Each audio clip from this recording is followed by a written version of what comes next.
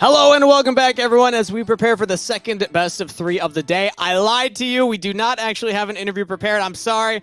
That's on me, but we do have another series of games ahead of us. Another best of 3 between Team Liquid Honda Challengers and Wildcard, one of the top performing amateur teams of all time, up against one of the other returning teams from the LCS that is committing to the developmental scene. We welcome back Team Liquid Honda Challengers with open arms. And how stacked are they looking this split, Yoshi? I mean, this is definitely a spot where Team Liquid is one of the teams that we are looking at to potentially challenge towards the top of the table. They have been a roster that has historically been one of the best. I believe they ended up tying Cloud9, or at least very close, for winningest Tier 2 organization of all time. And now, this is a roster we should expect them to go deep in the postseason as well. Whereas on the other hand, we do have Wildcard coming through, where we have a lot of questions about how well this roster will be performing, with a lot of their players coming in from Collegiate. They did do well in the offseason, but this is going to be a different beast entirely. Yeah, part of why I teased that, historically Wildcard has had some deep runs in Proving Grounds as of the past, but this time less of an amateur team, more of that collegiate team like you were saying. This is basically Slew with Quacker in the top lane. They did have a pretty fun and active offseason, though. They got to participate in that Immortals Winter Invitational, where we saw collegiate teams play against amateur teams, and they actually won the whole thing as Slew before now coming in and basically having the entire roster here for Wildcard. But what are some of the big names you want to highlight here on the Wildcard side? I mean, for Wildcard, you just talked about how they were mostly the St. Louis University squad. I'm going to talk about the one person who's not on that team, and I really want to focus in on Quacker, who has been one of the players that we have been looking at, who has not necessarily had a ton of opportunity to play at this level. Last split, I believe, was his first time where he was able to play in the Academy/Challenger scene, and he looked good. He was a player that was a real heavy specialist on characters like Olaf, but he was able to take total control over a lot of these games, and he was able to get a lot of the wins for his team last year, and now we're kind of expecting to see a similar thing come from Quacker as well. But he's got a very tough matchup to start off the season. Yeah, he's up against Jenkins. That is right. Jenkins, who's got an LCS experience, a lot of Academy experience as well, kind of bouncing between these two leagues, but he's got a lot of experience to pull from, especially for a Fearless Draft style. Jenkins has a lot of wacky champions he likes to pull off. I'm looking at the Kennen, what he's known for, looking at the Warwick stuff that he was playing last year. So I think this is going to be a really interesting test for Quacker to see, has he leveled up since last year, where he was struggling against some of the top laners that had more experience than him. But the rest of the Team Liquid roster, we have a couple other big names I want to talk about, because Heel in the jungle picked up here. He was 3rd in our votes for most valuable prospect from summer of last year, and I think for good reason. Yeah, and if you listen to Coach Spawn, who is also on the Team Liquid organization, he was arguing that Keel probably should have been the #1, but, with Masu as dominant as he was throughout the end of the split, it's hard to argue otherwise. But regardless, we know Keel is very, very good. One of the things I love about Keel is he has always been the captain of whatever roster he is on. He is one of the leading voices. He has a really strong mind for the game, and he's only getting better both mechanically and organizationally as well. And the one thing that he also has, he's got another fun champion pool as well that we didn't necessarily get to see as much of it as we wanted, but we know he can bring in a lot of the AP junglers that have not been popular for a while at the drop of a hat.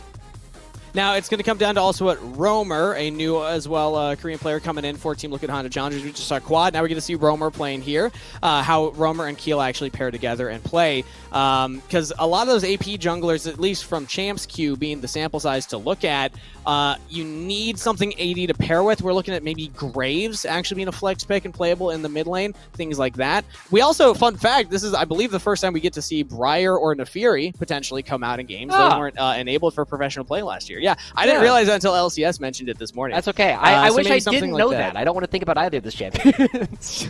But, well, you know what? We'll see if they lock him in, because I'm hearing that we are ready for draft right now. So let's take a look at what the players are wanting to prioritize early on. A reminder, this is Fearless Draft. Whatever they lock in for game #1, that player on that team cannot play for the rest of the series. So that does limit a lot of options. We saw the change from game #1 to 2 of last series. The AD carry pool got heavily pinched and completely changed how the draft played out after that fact. Yes. So curious what the priorities are going to be in bans early on for this series. I also have bad news for you, Steve. This is also Hui has an opportunity to be played as well. We have 3 new champions coming in. Quay wasn't banned in either of the last 2 games. I'll be entirely honest. I've played against Quay, I think twice, and I still don't fully know like what he does because he's got so many spells. But he unlikely to make an appearance in this one, as we are going to start seeing some of the Jenkins top lane picks really pushed out. He's known for the Cannon, the Rumble, and in particular, I would say the Aatrox and the Warwick are some of the specialties that I always think of for Jenkins. But he's been around for long enough, he can play just about anything. And I'm also surprised that we aren't seeing the same kind of targeting towards Quacker, because I know that Quacker's champion pool last year was, is very specialized, but it was not that wide. And so I'm curious what they're going to be trying to push Quacker towards. Yeah, I don't know if the Olaf kind of Quacker's specialty is going to be as viable on this current patch. So maybe partly that's what Team Liquid Hunted Challengers is thinking, as they do lock in the Azir for themselves first pick. This is now 2 series in a row that we've seen Blue's side go for that Azir first pick. Now for Roamer. So again, first look at Roamer in North America. We just saw Quad have a fantastic showing against Young, the defending champion. Roamer's up against Dark Wings. So what does Dark Wings want to play into this? Yeah, this is an interesting one. I know Dark Wings historically in the Azir matchup really likes playing Cassiopeia, but I also haven't been seeing Cassiopeia really anywhere in the meta right now. You just have a couple of specialists who will sometimes bring it out from time to time, but we also know that Dark Wings is a major Azir player of their own.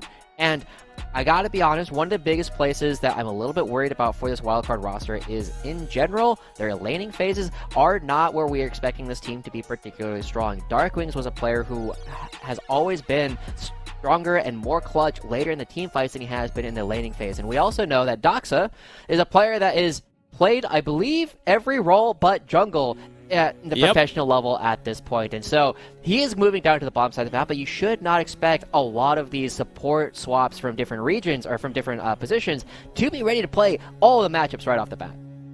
Yeah, Doxa following in the shoes of the classic mid lane to support pipeline. We know that this has been used by many players in the region. Shout out to Busio, shout out to Huhi. Back in the day, used to be a mid laner. Even Sword, when he was playing in North America, had that kind of transition for himself. So Doxa following in the shoes of those before. I'm playing the Melio this time around with Aaron on Lucian, one of Aaron's favorite champions to pilot. Yeah. And this should be a pretty dominant bottom side of the map, but it is on red side. And we are seeing some tools we could potentially go for a dive. The Vi is coming through, and it's not going into the Maokai like we saw in the last game. So it's much more able to go for these scraps, much more able to go for these dives. And I'm really expecting to see this bottom lane kind of skyrocket. We touched on Keel a little bit, Steve, but one of the players that I'm very excited about on Team Liquid Challengers is Kim Down as well. Kim Down was a player, when he first came in, was kind of bad. But he was by far the most improved player over the course of his tenure during the Challengers League. And towards the end, there was an argument that he was one of the best in the league. And this is a situation where if we can continue to see that rate of growth, I would not be surprised to see this guy play LCS in the next year or two. But this is an opportunity. He was playing with one of the best teachers, one of the most lane-dominant AD carries with Arrow. Now he's playing with Spawn, who has become more lane-dominant over time, but they need to show us that they are ready to dominate some of these new bot lanes. I really want to see Kim Down with the confidence to lock in Blitzcrank right here, right now. If you are watching Champions Queue games, either my stream, Kobe, Cubby, whoever is streaming them, anything with a hook is exceptional into the Melio, because Melio doesn't really have a good tool. He can block the Alistair, he can stop the Rel, he cannot stop a hook. So if you're able to land that rocket grab on him, you actually can shut him down. Udyr as well, very popular. Jenkins was playing a lot of this in the old Champs queue, so if that's locked in, no surprise, and it is. Blind pick Udyr top lane. Yeah. But we did already ban away that Olaf, which, if you're curious, hey, Xinjiao's already there. That's a Quacker pick. Quacker loves this up in that top lane. So, Kim Down, do you have it? Do you have it like that? We were hovering the pike. I want to see something with the hook, something that can abuse the Melio and the Lucian. And I don't know if we're going to get it. It seems like the Rakan instead. Yeah, I mean, this is something that Kim Down did have, decent success on. He is best known as, like, a Thresh main back from his time on UCI before he started playing in the Challengers League. But, oh, boy! It's quacking time. We got the Darius coming through. We got him right here up in the top lane, ready to throw down.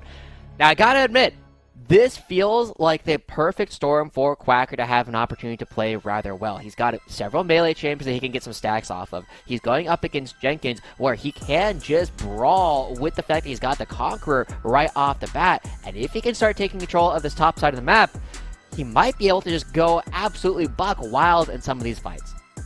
Udyr is oppressive because of how long he can stay in a fight. Darius is literally a champion built to stay in the fight. So I do love this pick as well. I see this as one of the counter picks into the Udyr top lane. Not necessarily a popular one, but this is why we watch NACL, everybody, because we get the fun champions locked in. Now, important to know, Quacker, this is the only Darius game he gets this series. True. But it's also going to be the only Udyr game that Jenkins gets this series. So this is the time to break it out. That is true. Game number 1 between Team Liquid Honda Challengers and Wildcard, already starting off with a banger in Champ Select. And I don't even know who I'm favoring based on the draft to start things off. I do. I like the Team Liquid draft a little bit better because we just touched on the fact that Darius can have good games, but he needs to kill all the front line first. He's going to have a really tough time actually getting to the Vars and the Azir because of how far back they can actually play. And you look at the other side, Wildcard does have a lot of tools, but they don't have a great way to get the Orianna ball where they want it. The Wombo combo isn't necessarily there. It's really a game of individual skill, and I gotta admit, I favor Team Liquid across the board. Fair enough. Xinjiao is going to be the closest thing to a ball delivery system, but that is not a reliable ball delivery system as it requires a long skill shot, but you still got to land. That one becomes lightning before you're able to jump in and carry that Orianna ball into the back line. Speaking of, they have a lot of range to play with too with Varus and the Azir. Yeah. It is a Halo Blade, which does kind of imply that Spawn is a bit more likely to play towards the lethality style. There are a lot of relatively squishy champions on the far side of the map that he can really beat down those health bars from very far away. A Wildcard, they try and press into the map a little bit, and one of the things that we do want to set up about Wildcard before we go any farther, any team with Winnie on it is a Winnie team, right? This could be Winnie card. Right, this is the team where you are going to be playing every single fight that Winnie wants to play, and he likes almost every fight he sees. Yeah, we've never seen a Winnie engage that he wasn't willing to take. Get yourself a girl that looks at you like Winnie looks at his R button. He really wants it, you know? Yeah. Okay. Speaking of, he's actually starting on the top side of the map, going to be pathing towards that bot side, but Quacker walks up, sees that the enemy is starting as well, so we're going to have mirrored starts here. Both junglers heading bot. And interestingly enough, Quacker in a perfect position. I want to see how far back Jenkins has to play here, because Quacker does not need to walk to the wave. He just needs to walk to Jenkins, and even though like all that damage comes through, Quacker is not worried about it because there's not going to be nearly as much experience. You see that Jenkins is behind where he's supposed to be. He's not able to walk into the wave, and Quacker will heal more of this. That bleed damage is no joke. He even Croc the Conqueror, level 2 hit by Kim down. On's a little far behind, though, to follow up, so just get some pepper damage onto Doxa and Aaron. So, overall, the bot lane looking all right for TLC. Top lane looking all right for Wildcard, as, again, the junglers are pathing towards the bot side. So whoever can get this wave in underneath the turret first should be at an advantage. Either you can go for a potential dive, or you would just have the wave bounce back to your side so you're safer. Yeah. It does look as though Team Liquid are trying to go for that balance. They should have a good idea that Winnie is on the side of the map because they did see where he was starting earlier on in the game. You do have to be very careful now as Kim Down just goes headlock. Yeah, good dodge there from Aaron and Doxa. Kim Down almost got both of them, but they're each able to sidestep. Winnie going for an invade now as Keel is onto the Krugs. They saw that he was on the Raptors. They know that he's not on the buff.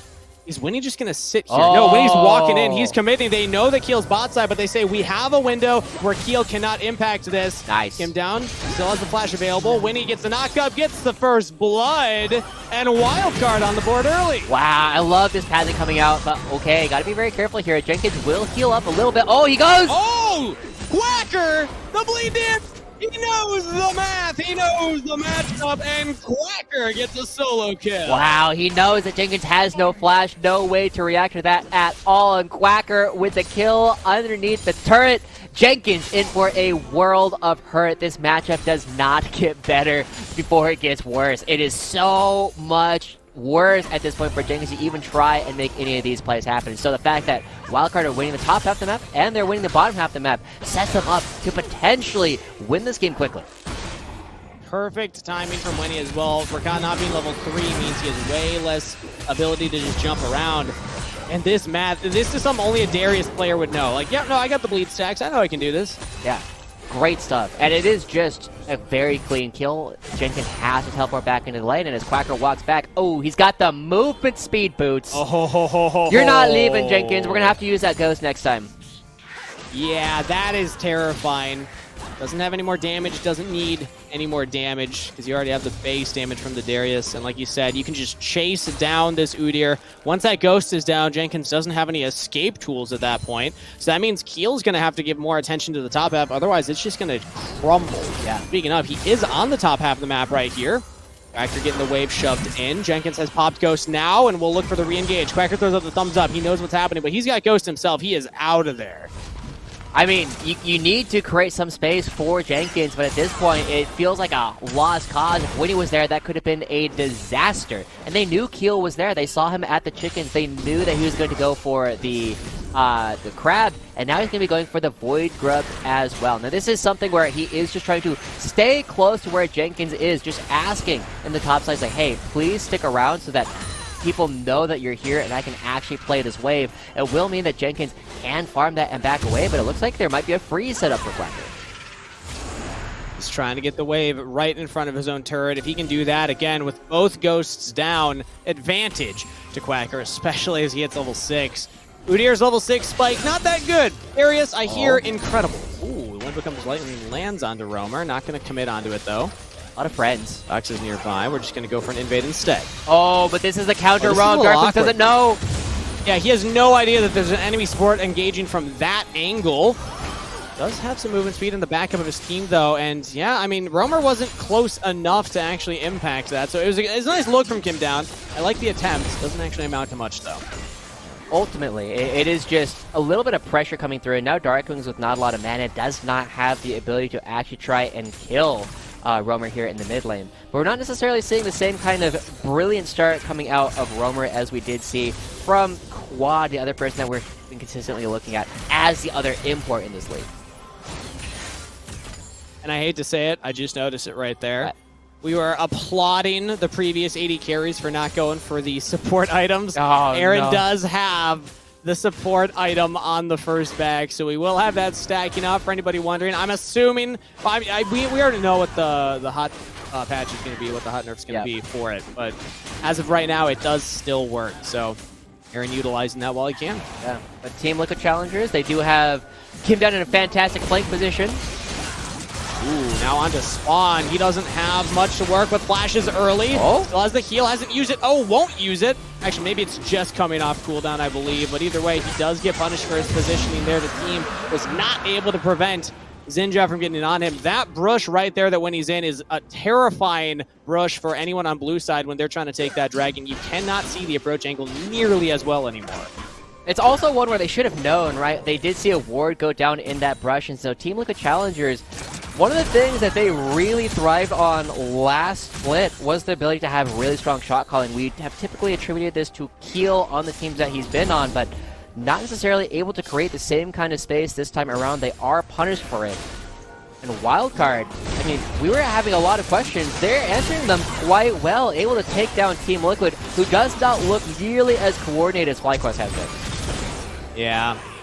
We saw, I think Roamer had ult there. I'm surprised he didn't try and use it to save his AD carry. There's a world where maybe you keep Winnie off of him for a little longer, but either way, it amounts to a dragon secured for Wildcard, a 2,000 gold lead for Wildcard, and honestly, not the expected start for Wildcard. I had Team Liquid Hunter Challengers as heavy favorites in this matchup, but Wildcard, the boys over at Slew, are fighting back. That's an ult used early from Quacker, trying to just make Jenkins afraid to walk in. He sells the bleed stacks, sells Conqueror stack, flashes forward. He gets the kill in a 1v2. Make it a double. He didn't even need Winnie there. Winnie, you should have just given it to Quacker at that point. Give him the highlight reel. Quacker is showing up the play. Honestly, this might be one of the biggest upsets we'll see this entire split. This is one of the spots where people had Team Liquid, one of the top 3, maybe top 4 teams in the league, and not a lot of people were expecting a whole lot coming out from Wildcard, but we know that if Wildcard's going to win, they got to win by playing fast. This is one of the ways that they have always been able to try and find some of their victories. When you have Winnie running around the map, it's because he's trying to get things started. And Quacker, the other recipe for success throughout the course of his season, he's always looking looking for these big plays. He wants to go for these 1v2s, and he's so consistent coming out ahead of them, fighting the kill onto Jenkins, and then turning it around and instantly picking up kill as well. Just means that Quacker is now untouchable in the top half of the map, and we really just have one player left to take over for this game for Team Liquid, and that's Roamer. And Keel and Jenkins there in the replay, looking back at it, not on the same page. They just kind of took turns 1v1ing Quacker. Neither of them dogpiled him at the exact same time, and neither one's going to have the damage to kill the Darius on their own. So either way, Quacker is the recipient of a lot more gold right there. Spawn at least gets the wave shoved in bot wave. Darkwings will sniff out that Kim Down is hovering around the bush. And Spawn also gets a plate for himself. So slight lead for Team Liquid's bot lane. But, I mean, this is all the grubs now over to Wildcard. I believe they got the first 3, if memory serves Team Liquid got the first 3. We saw a little bit of bad rating bot lane turret for sure. All right, that's important then. Yeah. Darkwings knows that if there's no contest for the Void Grubs on the top half of the map, it must mean that someone is coming down to try to interrupt him.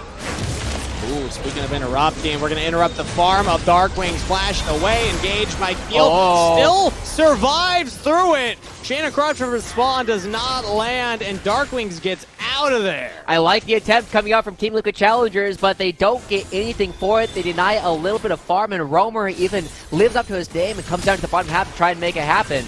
Yeah, he's got to be careful. Yeah, taking a lot of damage here from Aaron.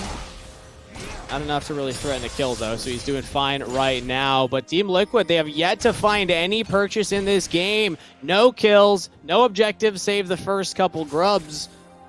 And, I mean, this is what you want a Xin Zhao to look like. We saw in the first series Xin Zhao fall behind. This is what happens when Xin Zhao is ahead. You mentioned it. When Winnie plays, it becomes a Winnie game. This is a Winnie game right here. Wherever he shows up, action is happening. And you have to expect it to continue for the rest of it. He's building towards what is probably the Titanic Hydra, but the rest of his team, oh my gosh, the damage is already there. Damage. Hectic Alternator, hell of a drug at this point. Ooh. What a chunk. Doesn't have the ultimate available, so can't threaten the all-in one-shot as Orianna. But getting close towards that first item, I believe, will be the Luden's Companion, if I'm reading these items correctly. I'm still trying to remember and get used to all the new item builds. But really good poke item for the Orianna, if that is the case here. We're set up for the Dragon. It's going to be spawning in 25 seconds right now. So as long as we maintain these waves pushed, we're feeling good. Darkwings has to catch his bot wave. But I don't think Team Liquid are going to contest it. They're resetting their bot lane right now. So if Wildcard won it, that's their Dragon. There's a really interesting angle coming through because the ward next to the blue buff has... Okay, never mind. Jenkins just used the teleport. Okay, well, no contest at all. But that does mean that it should be a second Dragon going over to Wildcard. This is going to be one of the big tests for Team Liquid, right? A lot of people were expecting them to be heavy favorites coming into this series. How do they come back? They do have the tools to try and scale with the Azira in particular, but Lethality Varus does not scale nearly as well as all of its counterparts into on-hit or AP or AD, no matter what you end up doing with it. This is definitely a position where it does feel as though Roamer's going to be having to do the bulk of the damage because of how far behind their front line is. He's going to have to do the playmaking and the damage by himself. I'm just still so impressed with how Wildcard has approached this game. Want to give props, credit where it's due. And honestly, just... I guess call myself out a little bit for how little faith I had in them. I didn't feel that the collegiate squad would be able to show up and bring it to this Team Liquid roster with a lot of experienced players on it. I mean, we were hyping up Keel as the potential MVP candidate from Summer. He got 3rd in total votes, and he's getting just completely ran around by Winnie right now, who has his own reputation as a jungler and is pulling it off here and now. I also want to give props to Quacker, who's just been crushing this top lane with the counter pick matchup. I feel like this is Wildcard's game to lose. It's their game to win. It's their game to control from this point forward. So let's start to assess how they are trying to do that. And again, it's a developmental league, right? What are the decisions the players are making? If you're in Wildcard's shoes, if you're the coach watching right now, Joshi, what are you hoping their next decisions are going to look like in the coming minutes? I mean, I'm really hoping that they try and take the fights around these objectives, right? If you can coordinate situations where Team Liquid Challengers has to come fight you, they aren't going to be able to move over to the side lane in order to try and make plays happen there. That's really how you accelerate because you are so much more powerful in these upcoming minutes than the opposing team is. The other thing that you can try and do is you can leave Quacker in a position where he is going to be building ways to just absolutely control the side of the map wherever he's at, because Jenkins will never be able to really match him. So if we can look at the map and we can see situations where Quacker is fighting Jenkins and not Roamer, then we are generally looking at a situation where Wildcard is happy. And so as long as we can create situations where Quacker has a long lane to even go even better into Jenkins, that's how you know Wildcard will be even better. And I suppose from the counter side, you could say Team Liquid then might want to look to get Roamer into that side lane. I know it's scary to be the person that says, all right, I'll go into the Fed Darius, but you do have the range to work with. It's easier for you to farm and even try and poke out the Darius for a potential play on him if he over pushes in the side lane then. So far they're not doing that. They still have Jenkins in the top lane and Roamer's all the way on the opposite side. A reset in it right now. Does Jenkins want a match? Does Team Liquid have the same read? Doesn't look like it. Jenkins is still sticking with this wave. The big issue that I generally have with this lane allocation coming out from Team Liquid is the fact that Jenkins, his wave clear, is very short range, right? He needs to be in the middle of the wave in order to make it work, whereas Roamer can do it from relatively far away. And we are still in a position where even though Jenkins is building a little bit of armor, he still has enough healing built into his kit that he can kind of run down Darkwings with these long lanes with the Ghost. He can outmaneuver Darkwings in all these positions, whereas Roamer really needs help from someone else in order to get some of these kills. Teleport used by Darkwings. We're trying to keep control over the bot side right now and actually make a play on a Roamer. Shockwave used. Winnie is here. But Roamer gets out without having to burn the flash, so it's just the cooldown of ultimate from Orianna, but that's not that long of a cooldown, and we even have the Herald to drop now too, so Roamer's in a lot of trouble here. Trying to clear out the wave, but it's not going to matter. The Herald should claim the first turn of the game here. There we go, the Winnie Mobile comes through. The Drift Herald! Oh, you're right. Wait. Hold on. I can't take credit for that one. I was not the one who invented, but you can do it again. Here we go. Does he drift? Now we're drag racing right now. Let's go right into it. Oh, it's lighted away. Not a bad play right there. Can they stay alive after the fact? Nah, Winnie's just fine. There's still a lot of damage being traded back and forth. Team Liquid very low. Its Spawn runs down to potentially try and make something happen, but that just means that the mid lane is left undefended. So Aaron will be able to push some waves in there, and Spawn needs to be very careful that he doesn't get caught out by Winnie potentially making a long loop around to prevent him from getting to the mid lane. It does feel as though Team Liquid just bleeding out a little bit. And speaking of... I think Jenkins is fine. As long as you don't take the really long trades against Quacker, you're all right. And he is able to stay underneath his turret and be, relatively comfortable. Still not in a great spot, all things considered. The gold lead has not slowed down. Wildcard are continuing the snowball. They're up to 4,500 gold now as they're looking at the third dragon. Jenkins is going in onto Quacker, dodges away. Has Kim down nearby, but Keel's not feeling it. Keel's still farming instead of looking for the play onto Quacker, so it's just Ghost out of the Darius, and that's it. Yeah, I mean, I do want to see Wildcard going for a little bit more, right? They did a good job pushing Roamer out of the bottom half of the map, but you need to start exploding this mid lane turret. I really wish the Rift Herald was there. Instead, now we're going to have to look at this upcoming Dragon, which does have an opportunity for Team Liquid to try and play for it, but they really don't have the damage. Do we want to push for the turret here or just play for the Dragon? Wildcard say, no, just get the wave in. Use it as a way to rotate down to the Dragon. It's the third one, so Team Liquid Honda Challengers are not... they don't have to fight for this one. It is just sole point, but it never feels good to give up an objective for free. We see everybody rotating down there, and we don't even have top wave pushed in to try and take a turret on the opposite side of the map during the same time. I think Team Liquid have just been behind on a lot of the macro plays here. Wildcard are looking like the more experienced team in this game one. Yeah, I really like this lane allocation coming out from Wildcard as well. They now have Quacker going up against Jenkins in the long lane, meaning that one, either Jenkins is very vulnerable by playing really far forward in this lane, or he's going to have to be pushed underneath his own turret, meaning that Quacker is free to leave the bottom lane and get wards, get camps away from the bottom side of the map, and slowly starve out Keel. With this turret already down, it suddenly means that Quacker can take a lot more control of the map. Darklings is hovering up here, gonna try and catch his wave. Kimdad and Keel are looking for a play. This would be the first attempt of a play we've seen from Team Liquid in quite a while. Darkwings will spot them. Can he get away? There's lots of people coming. Down. We also just have the ultimate from Keel, so this should be an easy kill.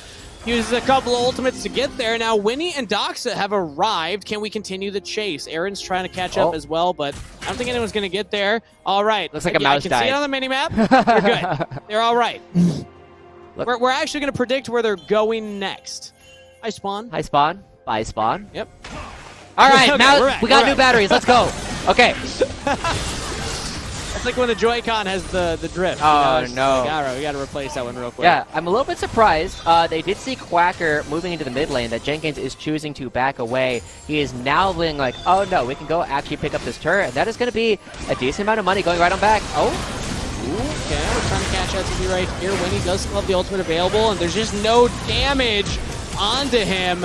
Oh, Kim down, taken down by Aaron here. Has enough damage to get on top of him, and now Roamer's got to retreat all the way back. Winnie says, maybe I still want this. Not going to commit underneath the turret, though. They haven't even taken that outer turret yet. Wildcard still finding these plays. Roamer even gets his back denied, and just nothing is working out here for Team Liquid. We do get the bottom lane turret at least, so Jenkins gets a little bit of money back, but yeah, it just does not feel as though anything is working like you said. And so, with most of their positions kind of okay in farm, the only place that is really hurting is actually Keel. You're looking at Jenkins. He's maintaining about a 20-ish CS deficit, but Keel has fallen 60 CS behind at this point to winning because he has not had control of his jungle. He needs to constantly be making sure his lanes are not under fire. He's always moving around the map, and he's down an entire item at this point compared to where Winnie is sitting. And so, I still want to see Wildcard doing what they were doing before. Put Quacker and Jenkins in a really long lane so that he can actually run down the Udyr. Then use Winnie to try and make Roamer uncomfortable, and that's how you can really prevent any of the scaling tools from coming out from Team Liquid. But because the gold lead has maintained kind of steady for the past like 5-ish minutes, this is where we start asking, does Team Liquid have enough time to actually get the gold necessary to get the range online? I'm looking it up right now because I want to check some of the win percentages before I make any, hard statements on Roamer's build. But I do remember hearing players saying from Champs Queue, this is not the Azir build anymore. I want to get confirmation on win rates first, but Team Liquid are at least onto the Baron. They still have DPS to get this down fast. Winnie's in the pit. Kim Down's right there. They're going to have to turn on to Winnie instead. When he jumps forward, dodges out. Kim Down's engaged. Winnie does not get the Baron. It's secured by Team Liquid. Shuffle from Roamer lands onto 2. Can they get onto the carries? They can. Dox is in trouble. Aaron rooted down, but there's no damage threats nearby. Keel and Roamer have already fallen. Spawns all alone. Wildcard running down Team Liquid, and Kim Down, the only one to escape with the Baron buff. I guess, like, the gold lead remains about the same, but everybody dying does mean that multiple structures are going to be disappearing off the map here for Team Liquid. I like the idea. You gotta go for some of these more risky plays in order to come back from such a terrible position, but this is so much of the map that you're giving up. This is what you were kind of expecting people to take if they got the Baron buff in the first place, and so Wildcard doing a fantastic job going for the actual fight. When we get a replay, we'll actually get to show a couple of the ways that the fight ends up going wrong, because now it really does feel as though Wildcard comes out ahead off the desperation play. And I have gotten an update here. It does seem like the build is still correct for Roamer, so the information I got must have been from early on in Champs Queue, people trying out some of the different builds, but this is still the #1, and actually #2, the Lich Bane has been very popular on Roamer as well. So the scaling then, I just wanted to make sure, was he putting himself behind according to math. Analytics? No, he is not. We love math. We love math. There you go. Okay, here we go. Team Liquid Challengers, they are currently lining up because they know that their opponents are 3 dragons to 0 and 20 seconds on the last one. Ooh. For the engage, we want to start the fight before the dragon, I suppose. Yeah. You can pick off an opponent before the objective is up. It gives you that much bigger of an advantage early on. Let's catch up on the summoner spells. Not a lot of flashes for either team. In fact, I'm only seeing 1 available, and it's on spawn. That would be an advantage for Team Liquid. Doesn't even have the Murmon to complete at this point, though, so a very tough position to be in as Team Liquid Challengers try to take control. They do have this brush control, and this is a fascinating spot. They're trying to make sure that they cannot get flanked, and it looks like we're headed for another smite fight. Watch for Roamer engage. Roamer can be the big difference maker right here on the Azir. Culling used by Aaron very early, tanked up by Jenkins. He's fine. They got it. When he tries to push them away, and they burst down the dragon. Wildcard. 4 dragons in a row. That is sold. And they're not even going to lose this mid lane turret, doesn't look like. Keel's going! Skill's going in, tries to jump onto Darkwings. Can they kill the Orianna? Winnie says, no, I will be the front line and keep my carries safe. A fantastic attempt from Keel, but there's not enough follow-up. A fantastic shockwave from Darkwing saves his own life. He catches multiple people so that they could not contribute damage to the fight.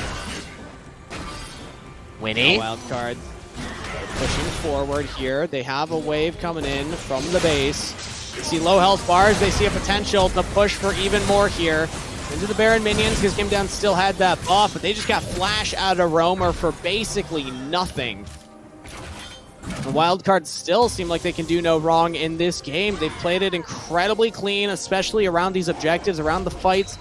Winnie delaying the Baron, getting a couple kills after the fact, so only Kim Down had it. And then also they're at that Dragon fight, just walks forward a little bit, pushes back Team Liquid. Immediately Wind Becomes Lightning's back onto the Dragon, and then secures it for the team. They just seem so comfortable, so calm and collected in this game one.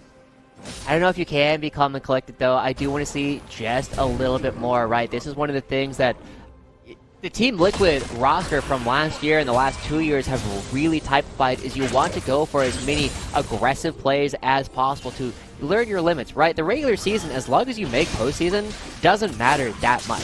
You really want to be able to make your way towards the tournament, and I feel as though Wildcard, this is a spot, this is a team that we should expect to have a bit of an advantage on synergy compared to most other rosters. And we were seeing a little bit of that because the fact that they're playing with SLU, but we're not necessarily seeing them really skyrocket this lead. It has been sitting about 5,000-6,000 for a while. They need to try and make something happen soon before all the wave clear from Team Liquid Challengers makes it impossible to push waves. And as nice as it was to get the kills after the Baron, they still lost the Baron to Team Liquid Challengers. So that's another thing that you can say. Team Liquid are still trying to keep themselves in this game, keep the scaling up, the tanky Udyr, the scaling Azir. It will start to hurt more the later this game goes. So I agree with you. Wildcard should be looking to end this game shortly here. Yeah.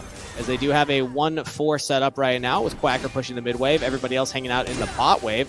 Nobody can answer Quacker in the 1v1. I mean, even Roamer right now will have to play very far back if he's trying to prevent Quacker from pushing in. If they cannot prevent the bot tier 2 from going down. Ooh, Chain of Corruption out. Spawn a little wide with that one. Will not have Varus ult anymore. I like the attempt, but this is what we are seeing from Wildcard, right? The gold lead is starting to expand. We're up to 7,500 gold lead. This is the biggest they've had all game long.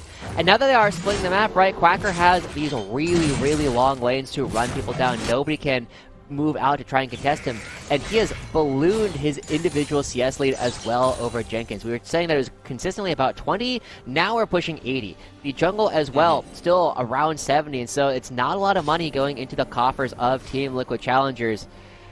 I want to look at, Kim Down. Yeah, Kim Down could get caught out here. He's trying to help out with the rest of the team. We are just full coming down to Quacker. There's just not a chance that we kill this guy fast enough. He's a Darius, but maybe Roamer can get something. No! Oh, no! He just completely whiffs the Emperor's Divide. They saw it coming a mile away. Double kill to Quacker, and he's under turret. He's going to get the triple. Is this the penta?